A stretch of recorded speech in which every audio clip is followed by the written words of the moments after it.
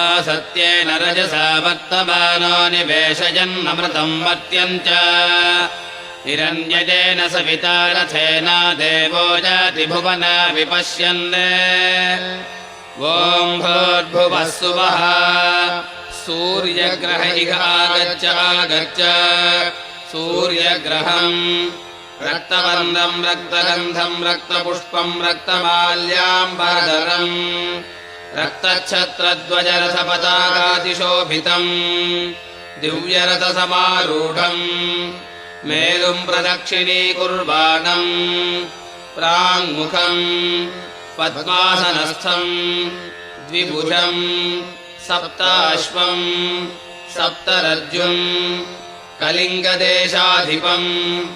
काश्यपगोत्रम्